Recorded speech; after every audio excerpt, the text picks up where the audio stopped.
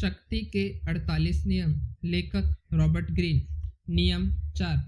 हमेशा ज़रूरत से कम बोले। विचार: लोगों को शब्दों से प्रभावित करने की कोशिश ना करें। आप जितना ज़्यादा बोलेंगे उतने ही ज़्यादा साधारण नज़र आएंगे और आपका नियंत्रण उतना ही कम होगा। अगर आप अपनी बात को अस्पष्ट, गोलमाल और अजीब रखेंगे तो आपकी नीरस बात भी मौलिक लगेगी। सशक्त लोग कम बोलकर प्रभावित करते हैं और रौबदार दिखते हैं।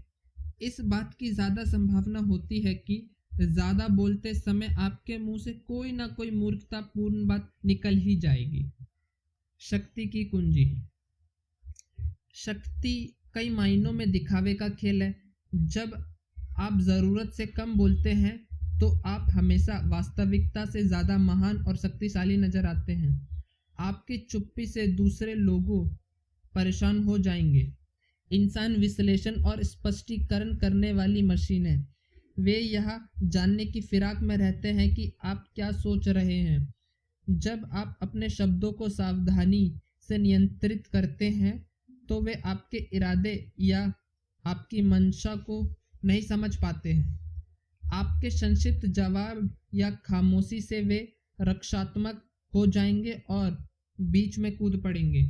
आपकी खामोशी के खाली स्थान को भरने की हड़बड़ी में वे घबराकर कुछ भी बोलने लगेंगे, जिससे आपको उनके और उनकी कमजोरियों के बारे में बहुमूल्य जानकारी मिलेगी।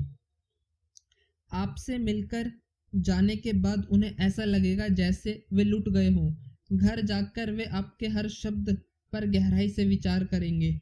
आपकी संक्षिप्त टिप्पणियों पर जब लोग अतिरिक्त ध्यान देंगे तो इससे आपकी शक्ति तो बढ़नी ही है। युवावस्था में चित्रकार एंडी वारहोल को यह समझ में आ गया था कि लोगों से बात करके उनसे अपना मनचाहा काम करवाना असंभव है। बातों से लोग आपके खिलाफ हो जाएंगे, आपकी इच्छाओं के विपरीत काम करेंगे और अपने दुष्ट स्वभाव की वजह से आपकी अवज्ञा करेंगे। उन्होंने एक मित्र से एक बार कहा था, मैंने यह सीखा है कि जब आप चुप रहते हैं तो दरअसल आपके पास ज़्यादा शक्ति होती है। बाद के जीवन में वारहोल ने इस तकनीक का इस्तेमाल बहुत अच्छी तरह किया। इंटरव्यू में वे भविष्यवाणी की तरह बहुत संक्षिप्त वाक्य बोलते थे। वे कोई जटिल और रहस्यमयी बात कह देते थे और इंटरव्यू लेने वाले इस अधेड़ बुन में रहता था कि इसका ना जाने क्या मतलब होगा।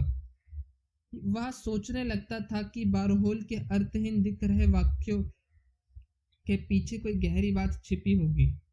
वारहोल अपनी पेंटिंग्स के बारे में कभी कोई बात नहीं करते थे। वे इसका विश्लेषण का काम दूसरों पर छोड़ देते थे। वे अपने काम के बारे में जितना कम बोलते थे, दूसरे लोग उसके बारे में उतनी ही ज़्यादा बातें करते थे और लोग उसके बारे में जितनी ज़्यादा बातें करते थे, वारहोल की पेंटिंग्स उतनी ही महंगी बिकती थी। ज़रूरत से कम बोलकर आप अपनी शक्ति को नाटकीय और बहुत ज़्यादा बढ़ा लेते हैं। इसके अलावा आप जितना कम बोलेंगे, आपके मुंह से कोई मूर्खतापूर्ण या खतरनाक बात निकलने का जोखिम भी उतना ही कम होगा। 1825 में निकोलस प्रथम रूस के सिंहासन पर बैठे। उनके सिंहासन पर बैठते ही उनके खिलाफ विद्रोह होने लगा। यह विद्रोह उदारवादी कर रहे थे, जो आधुनिकीकरण की मांग कर रहे थे। वे चाहते थे कि रूस में यूरोप के बाकी देशों की तरह उद्योग धंधे और इमारतें बने। दिसंबर के विद्रोह के नाम से मशहूर इस विद्रोह का निर्ममता से दमन करते हुए निकोलस प्रथम ने विद्रोही नेता कोदरेंटी को मृत्युदंड देने का आदेश दिया। कोदरेंटी को फांसी दी जाने के तख्ते पर खड़ा किया गया और उसके गले में रस्सी बांध दी गई। फिर नीचे से तख्ता हटा लिया गया, लेकिन वह जैसे ही रस्सी से झूला, रस्सी टूट गई और वह जमीन पर गिर गया। उस वक्त इस तरह की घटनाएं ईश्वर का इंसाफ मानी जाती थी और जो व्यक्ति मृत्यु दंड से इस तरह बचता था उसे आम तौर पर माफ कर दिया जाता था। जब कोंदरेटी को अपने पैरों पर खड़ा हुआ तो उसे चोट तो लगी थी, लेकिन उसे यकीन था कि उसकी जान बच गई है, इसलिए वह भीड़ से चिल्लाकर बोला, तुम लोगों ने देखा, रूस वाले कोई भी काम ठीक तरह से नहीं कर सकते, उन्हें तो रस्सी भी बनानी नहीं आती है।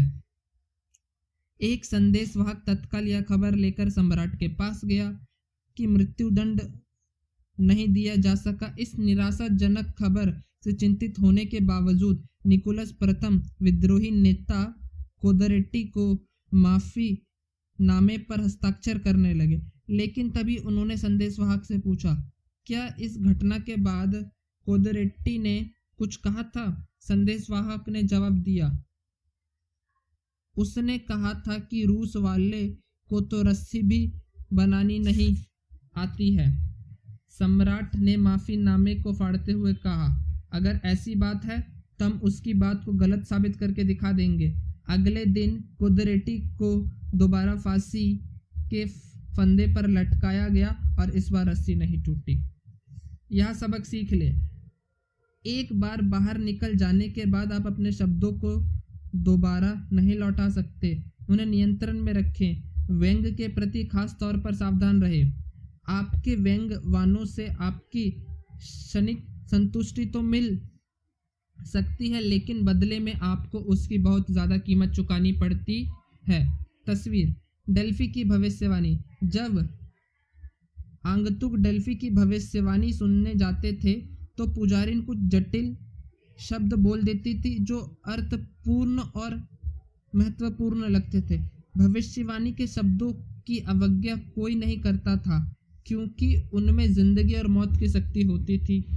विशेषज्ञ की राय। अधिस्तनों के बोलने से पहले कभी अपने होठ ना हिलाए। मैं जितनी ज़्यादा देर तक चुप रहता हूँ, दूसरे उतनी ही ज़्यादा बोलने लगते हैं, और जब वे बोलते हैं तब मैं उनके शब्दों से उनके असली इरादे समझ लेता हूँ। अगर सम्राट रहस्यमय ना हो तो मंत्रियों की तो चांदी ही हो जाएगी। हान फाइस तू, चीनी दार्शनिक, 3री सदी ईसा पूर्व। अगर कोई गलती हो तो कमेंट में ज़रूर बताएं। धन्यवाद।